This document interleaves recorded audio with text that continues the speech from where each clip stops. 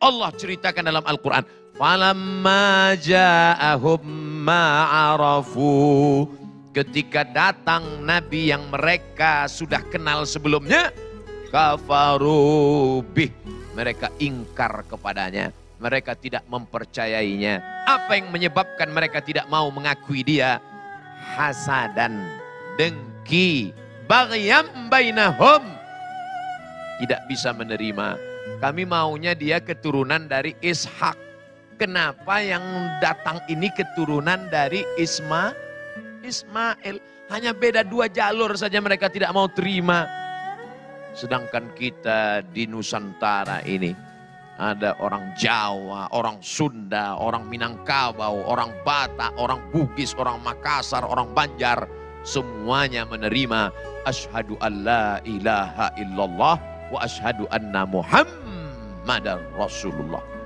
Apa ada di antara kita ini yang mengatakan, saya nggak mau nerima Nabi Muhammad karena dia orang Arab? Nggak ada. Kita semuanya berkata, asyhadu an la ilaha illallah wa asyhadu anna Muhammadar Rasulullah. Janji Nabi SAW, man qala la ilaha illallah, siapa yang mengucapkan la ilaha illallah Muhammadur Rasulullah dakhalal jannah, maka dia masuk surga. Mudah-mudahan kita semua yang mengucapkan la ilaha illallah Muhammadur Rasulullah masuk surga. Wa in zana wa in sarak, walaupun dia berzina, walaupun dia mencuri, masuk surga. Enak sekali. Berzina, masuk surga. Mencuri, masuk surga. Masuk cuman ya antrian belakangan-belakangan. Sedangkan kita selalu berkata tidak masuk antrian, tidak transit dan tidak delay. Makanya kita ucapkan Rabbana atina fid dunya hasanah wa fil akhirati hasanah wa qina adzabannar. Makanya ada ungkapan salah seorang ulama, jangan minta masuk surga karena semua umat Muhammad SAW pasti masuk surga. Tapi mintalah selamat dari neraka karena tidak semuanya selamat dari neraka. Tapi jangan gara-gara ini lalu nggak mau minta masuk surga. Tetap minta masuk surga. Idza sa'altumullah, kalau kamu minta doa kepada Allah, fas'aluhul firdaus, mintalah surga yang paling tinggi. Jangan minta masuk surga, ya Allah masukkan aku ke surga, emperan pun gak apa-apa. Jangan, minta surga yang paling tinggi, surga Jannatul Firdaus. Tapi nampaknya masjid kita ini Masya Allah, tabarakallah, dalam masjid aja udah tinggi, apalagi di surga nanti. Mereka yang berada di atas. Orang yang di atas ini 2 kemungkinan. Karena di surga masuk yang paling tinggi atau datang terlambat. Insya Allah semuanya baik. Amin. Nah, akhirnya setelah diberitakan di mana-mana, iklannya sudah duluan, banner dengan balehonya sudah diumumkan bahwa akan datang seorang nabi yang paling hebat, yang paling mulia. Dialah Sayyidina wa Maulana Muhammad sallallahu alaihi wasallam. Barulah dia datang ke alam nyata. Jadi jangan bayangkan Nabi Muhammad itu datang ujuk-ujuk. Nabi itu datang, sebelum datang sudah diberitakan sejak Adam, diberitakan di Musa, diberitakan oleh Isa, diberitakan oleh ahli kitab, diberitakan oleh pendeta-pendeta, diberitakan oleh Bahira. Baru dia datang dalam bentuk yang nyata. Maka jangan dikatakan, kok tiba-tiba dia jadi nabi ya? Mana ada cerita tiba-tiba jadi nabi? Tiba-tiba itu menunjukkan tidak ada terencana. Muhammad sallallahu alaihi wasallam menjadi rasul utusan Allah adalah direncanakan sebelum terciptanya alam semesta. Bahkan alam semesta ini pun diciptakan Allah karena Muhammad sallallahu alaihi wasallam. Makanya kalau nama dia tidak disebut dalam sholat, sholat tidak sah. Kalau ada yang tidak menyebut nama dia dalam sholat, sholatnya batal.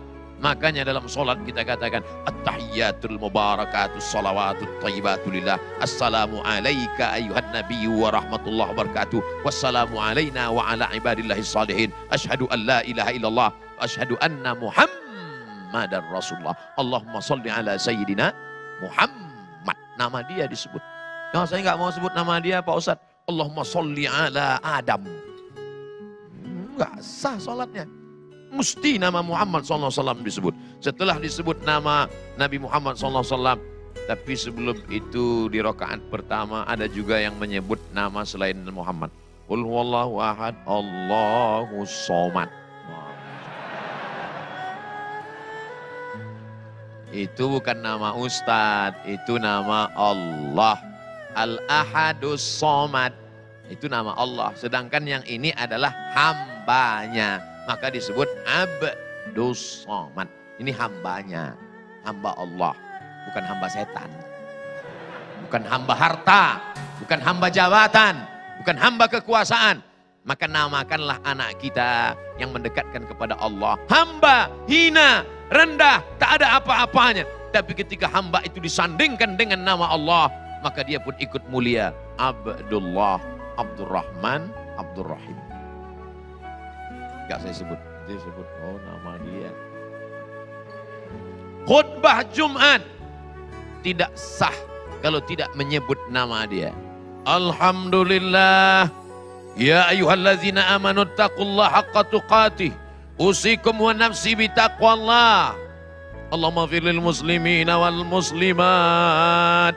4 rukun khutbah sudah disebut. Alhamdulillah sudah. Ayat sudah. Wasiat takwa sudah. Doa sudah. Tiba-tiba khotib menutup khutbahnya. Innallaha ya'muru bil adli wal ihsan. Maka jamaah mesti angkat tangan. Khotib, ada satu yang belum kau sebut. Apa dia? Allahumma salli ala sayyidina Muhammad. Tapi banyak jamaah sekarang nggak bisa gitu, nggak bisa komplain. Kenapa? Oh, khotib sedang khutbah dia. Maka dengar baik-baik khutbah. Mohon maaf jamaah, Jumat ini tidak diadakan sholat Jumat karena khotib nggak ada. Kok bisa terjadi? Laki-laki wajib bisa jadi khotib. Maka ketika pengumuman dari masjid mengatakan tidak ada sholat Jumat karena tidak ada khotib, maka mesti naik satu orang ke atas. Saya bisa jadi khotib. Naik ke atas 5 rukun khutbah. Naik ke atas, Alhamdulillah. Allahumma salli ala Sayyidina Muhammad wa ala ali Muhammad. Ya ayyuhalladzina amanu taqullah. Usikum wa nafsi bitaqwallah. Allahumma firil muslimina wal musliman. Duduk. Karena khutbah mesti 2 kali. Habis itu naik lagi. Alhamdulillah. Wassalatu wassalamu ala rasulillah. Ya ayyuhalladzina amanu taqullah. Usikum wa nafsi bitaqwallah. Allahumma firil muslimina wal musliman.